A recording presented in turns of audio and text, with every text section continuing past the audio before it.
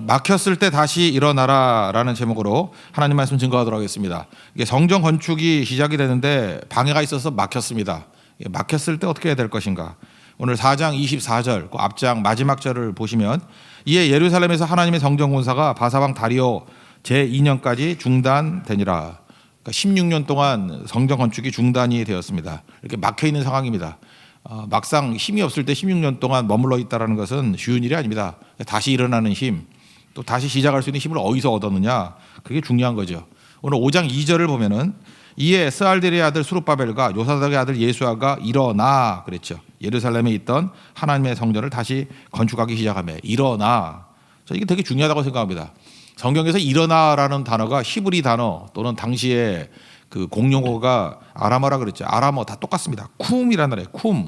쿰이 일어나라. 일어나라 주의 백성 찬양도 있죠. 쿰 일어나라. 이게 성경에는 그 야이로의 딸이 죽었죠. 죽은 딸을 향해서 예수님께서 달리다 쿰 그랬죠. 달리다 쿰 소녀여 내가 내게 명하노니 일어나라. 그때 쿰이에요. 쿰 일어나라. 그러니까 하나님 백성들은 이 절망의 속에서도 일어나야 된다는 것입니다. 죽음의 자리 끝난 거 아니에요. 그때 예수님 말씀하잖아요. 달리다 쿰 일어나라. 상황을 뒤지는 역사가 나타나야 되고 새로운 일이 벌어지게 된다는 것입니다. 그래서 항상 이게 널브러져 있는 사람들에게 주님이 첫 번째 하시는 말씀은 뭐냐면 쿰이에요. 쿰. 이게 쿰. 뭐 쿰으로 시작되는 노래 되게 많은데 그죠? 뭐 이렇게 히브리 노래들 제가 뭐 쿰바야 말로 뭐 이런 것도 있었고 쿰으로 시작되는 노래 옛날에 시리즈로 우리 선생님이 한 5가지 6가지 이렇게 가르쳐줬던 기억도 나는데 쿰이 일어나거든요. 쿰 일어나면 그때부터 역사가 나타나기 시작한다는 것입니다. 여호수아서 얼마 전에 살폈잖아요. 여호수아 1장 2절을 보니까 그 모세가 죽었습니다. 그랬더니 이제 힘들어지죠.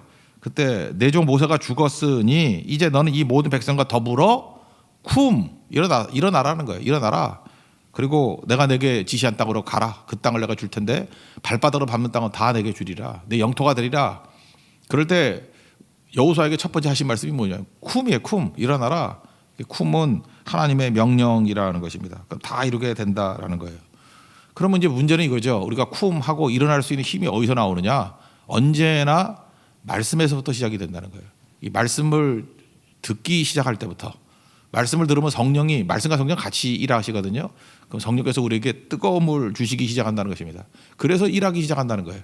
이 16년 동안에 이렇게 널브러져 있는 사람들을 일으키는 원동력이 어디 있었느냐? 하나님께서 선지자를 보내주셨어요. 오늘 성경은 2사람이 나오는데 그 구약 성경 마지막 3선지자예요. 학개, 스가랴, 말라기. 제가 누누이 얘기했죠. 이 3명의 선지자들은 다 스타일이 틀리다고. 학개는 이게 논리적으로 설명하는 사람, 스가랴는 이렇게 신비적으로 어떤 비유 같이 이렇게 환상 가지고 설명하는 사람, 말라기는 막 직설적으로 뭐 죽을래 안 갈래 뭐 이런 거 그죠? 그러니까 스타일마다 사람들이 자기 귀에 들리는 메시지가 있다니까요. 학개가 들리는 사람이 있고 스가랴 스타일이 들리는 사람이 있고 또 말라기 같이 나는 저렇게 그냥 깨끗하게 직설적으로 얘기하는 사람이 좋아. 말라기가 들리는 사람이 있어요. 공통점은 다 뭐예요? 성전 재건하는 일에 열심을 내라. 다시 일어서라. 쿰. 주제가 쿰이에요. 쿰. 학개를 통해서 쿰 일어나라. 스가랴를 통해서 쿰 일어나라. 그 다음에 말라기를 통해서 쿰 일어나라 라고 하는 하나님의 음성이라는 것입니다. 오늘 5장 1절 한번 읽겠습니다. 시작. 선지자들 곧 선지자 학개와 익도의 손자 스가랴가 이스라엘 하나님의 이름으로 유다와 예루살렘에 거주하는 유다 사람에게 예언하였더니, 그러니까 말씀이 선포되기 시작했습니다. 그때부터 쿰하고 일어설 수 있는 결단의 힘이 나타나게 된다는 것입니다. 이유는 뭐든 간에 마귀가 쓰는 방법은 뭐냐 하면은 두려움이에요. 두려움 우리를 마비시켜 버립니다. 두려워 보세요. 아무것도 못해요. 그래서 하나님께서 우리에게 주시는 마음이 두려워하는 마음이 아니다. 디모데후서 1장 7절에 나오잖아요. 그죠? 절대 능력과 사랑과 절제하는 마음이라고. 절대로 두려워하는 마음이 아니라는 것입니다. 그러니까 두려움이라는 것은 형태가 다르게 나타나요. 어떤 때는 불안이나 형태로 나타나고, 어떤 때는 염려나 근심의 형태로 나타나고, 어떤 때는 의심의 형태로, 어떤 때는 불평 형태로. 그러니까 뿌리는 다 뭔지 알아요? 그 이름만 달리 붙였을 뿐이지 내용은 다 똑같습니다. 두려움의 두려움. 두려울 때 특징이 뭐냐면은 널브러져 있다는 거예요. 일어나지 못한다는 거예요. 근데 어떻게 하면 이 두려움을 깰 수 있죠? 의심을 깰 수 있죠? 불안을 깰 수 있죠? 다 공통점이잖아요. 이 두려움을 깨는 건 말씀이라니까요. 믿음이죠. 믿음은 들으면서 난다고. 그래서 악한 말씀 듣지 못하도록 모든 힘을 다 동원하겠죠. 학개를 보내고 스가랴를 보내서 말씀이 증거되니까 두려움을 깨버리고 쿰하고 일어설 수 있게 되더라는 것입니다. 결국 예수님이 말씀이시잖아요. 야이로의 딸이 죽었습니다. 죽었을 때 예수님 말씀으로 일으킨 거 아니에요? 달리다 쿰 일어났잖아요. 그러니까 말씀이 증거되는 곳에 죽음도 힘을 잃어버리고 생명으로 일어서게 된다라는 것입니다. 우리 학개서 같은 거 이제 나중에 살필 건데 학개서 1장 4절 같은 데 보면요. 학개가 이렇게 설명을 해요. 이 성전이 황폐하였거늘 16년 동안 이게 뭐냐? 짓다 말고 그 다음에 이때에 너희들은 편벽한 집에 거주하는 것이 옳으냐? 이렇게 시비 걸고 나와요. 그러니까 무슨 편벽한 집, 영어 성경이 더 쉽더라고요. 맨션. 너희들은 맨션에 사냐? 좋은 집에 사냐? 하나님 성전을 이 꼴로 만들어 놓고. 그게 무슨 얘기입니까? 그들의 관심사가 자기 자신의 사적인 이익에만 매달리게 되었고 하나님의 나라와 그의 의에 대한 관심이 사라져 버렸다는 거예요. 그러니까 이 망할 놈의 시대의 특징이 뭐냐면 맨날 나 먹고 사는 거예요. 내가 어떻게 하면 안전한가? 내가 어떻게 하면 평탄한가? 어떻게 하면 내가 살 길이 있을까? 나. 이기주의가 되게 강해 보이지만 이기주의만큼 약한 게 없고요. 이기주의는 결국 미래가 없습니다. 후손에게 절망을 안겨주는 게 이기주의예요. 그런데 하나님의 나라와 의를 구하게 되면 하나님이 붙들어 주시게 되는 거죠. 그러니까 보세요. 학개서에서 나오는 게 뭐냐면 야 곰곰이 한번 생각해봐라. 니네들이 16년 동안 하나님의 성전 건축하는 거 중단해버리고 방해가 있다고. 그러니까 니네들 먹고 살겠다고 발버둥 쳤지. 그 다음에 이제 체크를 한번 해보자는 거예요. 그래서 남은 게 뭐가 있어? 학개서 1장 6절을 보니까 많이 뿌릴지라도 수확이 적으며 엄청 일했어요. 근데 한 번에 다 날아가 버려. 뭐 보이스피싱으로 다 날아가 버리고. 먹을지라도 배부르지 못하면 먹었는데 설사야. 어떡하지? 그죠? 비싼 거 먹었는데 설사야. 그런 거. 그 다음에 마실지라도 흡족하지 못하며 다 마시는데 이게 뭐 몸에 나쁜 것만 그죠? 중독이라 되고 입어도 따뜻하지 못하면 학질에 걸려가지고 맨날 부들부들 떨고 그죠? 뭐 콜레라 이런 거 걸려가지고 그 다음에 일꾼이 싹쓸 받아도 그것이 구멍 떨어진 전대에 넣으니라. 돈 잘 모아놨더니 무슨 뭐 이상한 금융에 넣어가지고 그 회사가 망해버렸네. 그래서 거지돼 버리고 이런 얘기예요. 실제로 10년 동안에 뭐 열심히 뛰었는데 남는 게 뭐가 있니? 하나님의 은혜와 축복이 아니면 아무것도 안 되지. 어떤 때 다 나눠준 것 같이 보이고 아무것도 없는 것 같이 보이는데 하나님이 주시면요. 짓지 않은 집에 살고요. 심지 않은 포도 열매 거두고 가꾸지 않은 과수원 얻게 되고 뭐 그런 얘기 나오잖아요. 그래서 내가 만들지 않은 성을 취하게 될 것이고 하나님이 되게 주시는 건 우리 식으로 하면 공짜지만 하나님 관점에서는 그 선물로 주시는 거예요. 선물로. 그 인생을 선물로 살아야지 네가 발버둥 치다가 되는 것이 맞느냐. 이 학개서 1장에 쭉 나오는 얘기거든요. 그때 저는 하나님께서 참 좋은 게 그거예요. 말씀을 들을 때 특징이 뭐냐면 가슴이 뜨거워져요. 그때 수룹바벨 또 여호수아 여기 예수아라고 나오기도 여호수아 다 똑같은 얘기예요. 예수, 여호수아, 예수아 뭐 다 똑같은 이름인데 그들의 마음이 옛날 성경 흥분됐대. 흥분. 새로 번역된 거는 흥분이 다시 좋은데 감동시키심에 다시금 일어서게 되더라는 것입니다. 하나님께서 하시는 일이에요. 스가랴서에는요 1장 3절에 조금 전에 불렀던 찬양 그거예요. 너희는 내게 돌아오라. 만군의 여호와가 말한다. 너에게 그러면 내가 너에게 돌아가리라. 여호와께 돌아가자. 그게 이제 스가랴 선지자의 메시지였어요. 스가랴 선지자는 여호와께 돌아오면 어떤 일이 벌어지냐 하면서 8가지 환상을 쫙 보여주면서 그죠? 그 하나님께서 일하시는 그런 장면이 나와요. 그게 스가랴의 접근이었다라는 것입니다. 그러니까 언제나 우리가 위기 가운데 놓여 있을 때는 하나님께서 그러니까 말씀에 반응을 잘해야 돼. 말씀에 반응을 하면 변화가 되죠. 시편 107편 20절에 보니까 우리가 어려움을 당했어요. 옛날에 위경 그랬던데 위험한 지경, 위경이나 위험한 지경이나 똑같은 거죠. 그때에 말씀을 보내서 고치시고 위험한 지경에서 건지시는도다. 말씀이 힘이에요. 그래서 여러분들 힘을 어떻게 얻어야 됩니까? 이렇게 넓어져 있다가 일어설 수 있는 힘, 달리다 쿰 할 수 있는 힘. 그 말씀이 힘이에요. 또 말씀하고 동요가 성령이거든요. 그 1장 8절 어제도 뭐 말씀 같이 읽었대요. 오직 성령이 너에게 임하시면 너희가 권능을 받고 그러니까 성령이 그걸 뭐예요? 파워예요. 파워. 두나미스. 능력. 권능을 받고 그러니까 우리가 다시금 이게 힘이 없을 때 아무것도 안 될 때 도저히 난 일어설 수 있는 힘도 없어요. 꼼짝할 힘도 없어요. 그럴 때 말씀을 듣고 반응해야 돼요. 그러면 말씀이 우리에게 힘을 줘서 위경에서 건져주시고 그때 말씀과 함께 성령이 임하거든요. 오직 성령이 너에게 임하시면 권능을 받고 그때 일어설 수 있는 힘이 있어서 땅끝까지 가게 돼 있겠죠. 이게 5장에서 말하는 핵심입니다. 하나님께서 이스라엘 백성들에게 넘어져 있는 사람들에게 힘을 주셨다. 막혀 있는 자들에게 힘을 주셨다. 그 힘이 뭔지를 아느냐? 그때도 그렇고 지금도 그렇고 똑같다는 거예요. 말씀을 주신다는 거예요. 성령을 주신다는 거예요. 그 말씀 붙들고 쿰 하고 일어서라. 성령과 함께 쿰하고 일어서라. 그래서 빛을 발하라. 그게 성도의 삶이라는 것입니다. 하나님 앞에서 그런 능력을 이어서는 하나님의 종 되기를 축원합니다. 그 다음에 두 번째 내용은 뭐냐 하면은 숨지 않고 드러냈다라는 거예요. 요즘에 하다못해 뭐 동성애자들도 뭐 커밍아웃 그러는데 왜 믿는 사람들이 안 드러내냐 이거죠. 숨어 있지 말고 드러내라 그러죠. 잘 보세요. 베드로도 예수님 제자인데도 불구하고 그 예수님 십자가 지시기 전에 끌려가니까 뭐라고 나와요? 마태복음 26장 58절 보죠. 베드로가 멀찍이 예수를 따라. 여기서 조짐이 보이죠. 멀찍이 따랐대. 멀찍이. 막 이게 틈 주지 말라는데 이게 틈도 아니고 이건 아예 멀찍이. 그러니까 종 앞에서 여종 앞에서도 뭐 부인하고 저주하고 그러는 거죠. 나오죠. 니고데모가 밤에 찾아왔다. 그게 무슨 얘기예요? 이게 남들 눈 안 보이게 숨어서. 그 다음에 또 하나 공회원이었던 사람이 아리마대 사람 요셉. 아리마대 요셉이잖아요. 예수님 무덤 내준 사람. 요한복음 19장 38절 보니까 이렇게 나와요. 아리마대 사람 요셉은 예수의 제자이나 유대인이 두려워 그것을 숨기더니 숨어서 믿었어요. 나 믿는 척 안 하고. 그죠? 이게 양다리 걸친 거죠. 이게 두 개 다 얻겠다고. 그런데 예수님이 십자가에 죽고 난 다음에 이제는 커밍아웃 해야겠죠. 그래서 빌라도에게 예수의 시체 가져가기를 구하며 커밍아웃 했다는 거야. 나 예수 믿는 사람이라. 크리스천이라고. 빌라도가 허락했다. 이에 가서 예수님의 시체를 가져갔다. 그때부터 역사가 바뀌는 거죠. 똑같은 일이 벌어졌어요. 여기서 이제 공무원들이 와가지고 너희들 무슨 일 이런 거 해? 이게 4장하고 달라요. 4장은 방해하는 거고 5장은 공무원들이 와가지고 조사하는 거예요. 공무원들은 정당한 일이죠. 니네들이 누구 허락받고 이렇게 하는 거야? 나 무슨 연락 못 받았는데? 그리고 이제 물어본다고요. 물어볼 때 이 사람들이 숨지 아니하고 나는 누구누구입니다 하고 유대의 장로들이라고 자기 자신을 이렇게 드러내요. 이게 중요한 거라고. 예수님 표현에 뭐냐? 시인하는 거죠. 내가 예수님 믿습니다라고 시인하는 거. 세상에 숨어서 믿는 게 어디 있습니까? 그죠? 다 증거하는 거죠. 왜 능력이 없어요? 숨어서 어떻게 건축을 할 거예요? 숨어서 어떻게 하나님의 일을 할 거예요? 내가 누구다라고 정당하게 드러낼 줄 알아야죠. 숨어서 하면요, 여러분 100분의 1도 능력이 안 나타나요.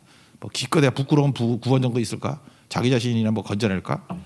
3절부터 5절까지 한번 읽겠습니다. 시작. 그때 유브라데 강 건너편 총독 다뜨네와 스달보스네와 그들의 동관들이 다 나와 그들에게 이르되 누가 너에게 명령하여 이 성전을 건축하고 이 성곽을 마치게 하였느냐 하기로 우리가 이 건축하는 자의 이름을 아뢰었으나 하나님이 유다 장로들을 돌보셨으므로 그들이 능히 공사를 마치 못하고 이 일을 다리오에게 아뢰고 그 답장이 오기를 기다렸더라. 이게 누가 했냐 그랬더니 이름을 밝혔죠. 우리 누구누구고 장로들이 누구다라고 이름을 밝혔다라는 것입니다. 예수님께서도 마태복음 10장 32절을 이하에 보니까 누구든지 사람 앞에서 나를 시인하면 나도 너를 시인할 것이다. 사람 앞에 나를 부인하면 나도 너 부인할 것이다. 맨날 우리가 부인하고 숨어서 믿고 그러니까 맨날 부인당하는 거지. 그렇지 않아요?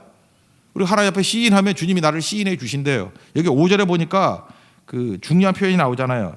장로들을 돌보셨으므로. 여기 돌봤다라고 번역이 되어 있는데 이 히브리 단어는요. 이게 돌봤다라고 나오지 아니하고 여호와의 눈이라고 나와요. 여호와의 눈이 보신다. 여호와의 눈이 보신다. 똑같은 단어예요. 여호와의 눈이란 뜻이에요. 여호와의 눈. 그게 이제 돌봤다라는 표현도 쓰기도 하고 그냥 이렇게 능력을 주신다 뭐 이런 뜻도 있어요. 똑같은 단어 하나 설명하면 알 거예요. 여러분 좋아하는 암송 구절. 역대하 16장 9절 보면 여호와의 눈은 온 땅을 두루 감찰하사 전심으로 자기에게 하는 자들을 위하여 능력을 베푸시나니. 근데 그거예요. 여호와의 눈. 똑같은 날 돌보신다. 그러니까 우리가 주님 앞에서 이렇게 커밍아웃 하면서 주님을 시인하고 우리입니다. 내가 누구누구입니다. 라고 하면서 내가 주의 성전을 짓기를 원합니다. 라고 헌신하고 나아가면 그때부터 여호와의 눈이 우리를 감찰하시고 우리에게 능력을 베푸신대요. 그러니까 이게 돌봄이 중요한 거죠. 그러니까 우린 뒤집어 얘기하면 뭐예요? 맨날 숨어가지고 빌빌대고 쪼다같이 살고 있으니까 여호와의 눈이 외면하는 거죠. 능력도 없고 맨날 뭐 시험 들고 뭐 시험과 환란이 있고 뭐 맨날 넘어지고 깨지고 고난을 당해도 영광스러운 고난이 있는 반면에 찌질이 같은 고난이 있고 맨날 뭐 하자는 거예요? 고난은 고난대로 다 당하고 예수님 부인할 거 다 하고 베드로가 그랬잖아요. 베드로 고난은 없었어요? 고난은 고난대로 다 당하고 그저 밖에서 추워가지고 불이나 쬐고 그것도 거지 같은 놈들하고 맨날 어울려가지고 원래 그런 사람이 아니잖아요. 이 수준이 이런 사람이 아니었잖아요. 예수님의 수제자였는데 거기서 당시 제일 낫다라는 거예요. 계집 여종에게 부인하고 거짓말치고 닭소리에 통곡이나 하고 그게 있어야 될 거예요. 그 고생들을 하고 예수님 올 때 민망해서 만나지도 못하고. 그게 고난이, 이걸 개고생이라고. 개고생. 하나님 앞에 영광스러운 고난이 있는 반면에 복음과 함께 고난을 받으라. 그게 영광스러운 고난 아니겠어요? 그 길로 나아가는 모습이 있어야 된다는 것입니다. 그러니까 드러내야 되겠죠. 드러내야 된다는 거. 이 가짜들은 다 숨는 것 같아요, 그죠? 이번에도 뭐 그 코로나 바이러스 도는 거 보니까 신천지 때문에 지금 뭐 대구 쪽에 난리 아니에요, 그죠? 그것도 위장하는 거죠, 위장하는 거, 그죠? 그 위장해서 뭐 이상한 교회 와서 여기 오면 안 되는데 여기 안 보이던 사람 오면은 이게 코로나 바이러스일 가능성이 커. 이게 되게 문제. 그래서 이번에 조사 그 31번 아줌마도 끝까지 말을 안 했대잖아요. 말을 안 했다. 신천지가 드러날까봐. 그래서 이 꼴이 된 거예요. 지금 다 퍼지고, 그죠? 청도도 거기 왜 갔냐 했더니 거기 교주가 89세인데 형은 더 나이 들었겠지. 2월 달이니까 죽었대요. 그래서 그 장례식 가가지고 다 퍼진 것 같아 거기도. 그죠? 그렇게 된 거고. 어떤 대구 카톨릭 대 그 간호사인데 계속 말을 안 하는 거예요. 말을 안 하는 거. 알고 봤더니 그 신천지 거 숨기려고. 그거 숨기느라고. 그러니까 이게 악한 자들이죠. 하나님께서 이 악한 것들 다 드러내는 거죠. 드러내는 거. 이 병을 통해 가지고 끝까지 숨기다가 이 꼴 돼버리고 그러는 거 아니에요. 여기저기서. 그러니까 숨어서 믿는 게 어디 있어요? 숨어서 믿는 게 드러내야죠. 여기 중요한 거예요. 우리가 다시 일어나서 말씀을 통해서 쿵 하고 일어나고 그다음 할 일이 뭐예요? 일어나 빛을 발하라. 빛을 발하면 내가 예수님 말씀했잖아요. 빛이 이게 말 아래 두는 사람이 어디냐고. 형광등을 바닥에 두는 사람이 어디냐고. 안 보이면 안 되잖아요. 이렇게 꼭대기 두죠. 제일 잘 비치는데 우리 빛이잖아요. 드러내야 된다. 제일 많이 비치는데 하나님 앞에 나아가는 모습이 있어야 된다. 그걸 말해주고 있다는 것입니다. 이들이 주저하지 아니하고 자기 자신을 드러내더라. 세 번째, 우리가 다시 일어설 수 있는 방법이 뭐냐면 하나님이 세운 질서를 존중하라는 거예요. 여기 6절 이하부터 계속 쭉 나오는데 이 사람들은 공무원들인데, 총독과 공무원들인데 이 사람들은 방해하는 게 아니고 조사를 하는 거예요. 그래서 자세히 조사해 가지고 그 다리오 왕한테 보고를 하는 거예요. 근데 이때 협조해 줘요. 물어보는 거 다 물어보고 이거 어떻게 된 거냐 그랬더니 그때 역사와 신학이 연결이 돼서, 많으니까 읽지는 않을게요. 연결해 가지고 고레스 왕 때 칙령 받았다. 그리고 우리는 이제 법대로 하는 거다. 한번 물어봐라. 분명히 그 문서가 있을 것이다라고 하면서 설명하라는 거예요. 그러니까 이거 어떻게 보면은 피고와 원고 같이 되는 거예요. 5절에 보니까 뒷부분에 보세요. 유대인들이 이 일을 다리오에게 아뢰고 그 답장이 오기를 기다렸더라. 유대인들 입장에서 편지를 보냈어요. 그리고 6절 이하부터는 이제 그 공무원들의 입장에서 조사해 가지고 다리오 왕한테 보냈어요. 그리고 이제 6장 가면은 그때 고레스의 칙령이 발견이 돼요. 그 악메다에서 그 여름 왕궁이거든요. 그래서 발견이 돼. 근데 이 페르시아에 있어서 고레스는 어떤 존재냐 하면은 그 국조죠, 국조. 우리 조선시대 같으면 태조, 이성계 같은. 그러니까 무조건 말 들어야 되는 거고. 베트남 같으면 호치민. 그러니까 그 이름에 권위가 있어요. 고레스가 뭐 했다 그러면 다리오 정도는 뭐 아무것도 아니에요, 그죠?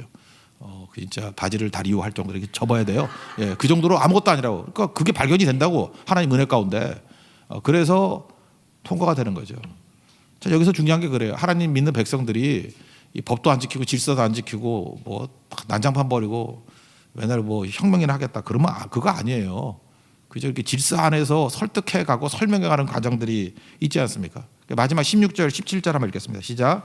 이에 이 세스바살이 이르러 예루살렘 하나님의 성전지대를 놓았고 그때로부터 지금까지 건축하여 오나 아직도 마치지 못하였다 하였사오니 이제 왕께서 좋게 여기시거든 바벨론에서 왕의 보물 정각에서 조사하사 과연 고레스 왕이 조서를 내려 하나님이 이 성전을 예루살렘에 다시 건축하라 하셨는지 보시고 왕은 이 일에 대하여 왕의 기쁘신 뜻을 우리에게 보이소서 하였더라. 여기 잠깐만 세스바살 뭐 수룹바벨 이렇게 나오는데 이거 수룹바벨 성전이라 그러잖아요. 이게 같은 이름인데 하나는 유태인 이름이고 하나는 바벨론 이름이다라고 하는 게 정설이에요. 그러니까 그 다니엘 그럴 때 다니엘로 불렀지만 거기 바벨론에서 뭐라 불러요? 세스바살, 벨드사살 이렇게 부르듯이 이게 같은 이름이라고 보는 게 정설입니다. 그러니까 같은 사람이에요. 그래서 만약 그렇다면 세스바살 성전이 돼야지. 근데 우리는 보통 뭐라 그래요? 그 두 번째 수룹바벨 성전이라 그러잖아. 이제 같은 사람이라고. 수룹바벨 성전을 짓게 되었다. 여러분 그 무법보다는 악법이 더 난 거 아시죠? 그래서 하나님께서 원하시는 게 뭐냐? 고린도전서 14장 33절 보니까 하나님은 무질서의 하나님이 아니요. 그러니까 하나님은 무질서를 싫어하셔요. 그러니까 무질서의 하나님이 아니요. 그럼 뒤에 뭐가 나와야 돼요? 무질서의 반대말이니까 질서의 하나님이니라 이렇게 나와야 되는 것 같은데 화평의 하나님이다 이렇게 나와요. 고린도전서 14장 33절. 하나님은 무질서의 하나님이 아니요 화평의 하나님이다. 그러니까 질서가 들어갈 자리에 화평이 들어가니까 무슨 얘기예요? 질서가 있어야 화평이 있다 그런 얘기죠. 무엇보다는 악법이 나올 수도 있다. 그래서 하나님 백성들은 무조건 이렇게 세상의 권력에 대해서 막 저항만 하고 하는 게 아니라 이게 단계가 필요해요. 순종하고 지키고 그죠? 지키고 하다가 그 다음에 시민들이 할 수 있는 일들을 가지고 이렇게 변화시켜 나가는 게 옳은 거죠. 그래서 로마서 13장 1절을 보니까 전 이거 믿습니다. 각 사람은 위에 있는 권세들에게 복종하라. 권세는 하나님으로부터 나지 않음이 없나니 모든 권세는 다 하나님께서 정하신 바라. 여기 이스라엘 백성들은 언제 자기들이 볼 때는 식민 정권이고 하는데 싸우고 그랬던 게 뭐가 있어? 그 안에서 정당히 하고 사실은 그걸 바꾸시는 역사를 주관하시는 것도 하나님이 주관하셨던 거지. 그들의 힘으로 그들이 결속해 가지고 변화된 게 뭐가 있냐고요. 디모데전서 2장 1절과 2절을 보면은 그때 기도하라고 모든 사람에서 기도하라고 특별히 임금과 높은 지에 있는 모든 사람을 위하여 하라. 우리가 모든 경건과 단정함으로 고요하고 평안한 생활을 하려 함이라. 우리에게 유익이 있다라는 거예요. 그래서 우리 정부를 위해서도 기도해야 되고 지금같이 이렇게 팬데믹 이렇게 막 전염병 돌 때 판단 잘 내려야 될 거 아니에요. 멍청한 판단 내리면 백성들 다 죽잖아. 그때 지혜를 달라고 기도해야 되고 바른 결정 내리도록 해달라고. 교회도 마찬가지입니다. 그죠? 교회들에게 의사결정을 내릴 때 기도하면서 하나님의 인도하신 가운데 제일 나쁜 결정은 뭐냐면 두려움 가운데 하는 결정 제일 나쁜 거고 탐욕 가운데 하는 결정 제일 나쁜 거예요. 제일 좋은 결정은 말씀 안에서 내리는 결정과 성령의 인도하심 가운데 내리는 결정이 되게 중요한 거라고. 어려움이 있을 때마다 우리가 어떻게 결정을 내려야 되는지를 꼭 깨닫고 우리 주님과 함께 동행하는 믿음의 종 되기를 바랍니다. 지금 상황 다 무너진 상황이에요. 그리고 16년 동안에 막혀있는 상황이에요. 답답한 상황이에요. 절망의 상황이에요. 이거 어떻게 풀어나가요? 쿵하고 일어서는 방법, 말씀의 반응, 성령의 반응. 그래서 쿵하고 일어서는 거예요. 그 다음 뭐예요? 나를 드러내야 돼요. 나를 온전히 그 말씀의 강 가운데 집어 던져야 된다고. 나를 커밍아웃하고 내가 주님을 시인하는 모습으로 서야 된다는 것입니다. 그러면 이때 너무 흥분해가지고 나는 정이고 너는 악이다 이러고 투정만 하는 게 아니라 설명하고 설득하고 그 과정 가운데서 하나님께서 함께 하시는 길로 나아가면 주님께서 이걸 통해서 오히려 대적들이 아니라 쓸데없는 대적 만들지 말고 도와주는 일들이 벌어져요. 나중에 다 도와줘서 하나님의 거룩한 뜻을 이루게 된다라는 것입니다. 결국 그들이 대적이 아니라 그들도 구원의 대상이잖아요. 하나님 앞에 이런 지혜로운 일들을 이루어나가는 믿음의 종 되기를 축원합니다. 자리에서 일어나겠습니다. 우리 하나님의 은혜 찬양하겠습니다.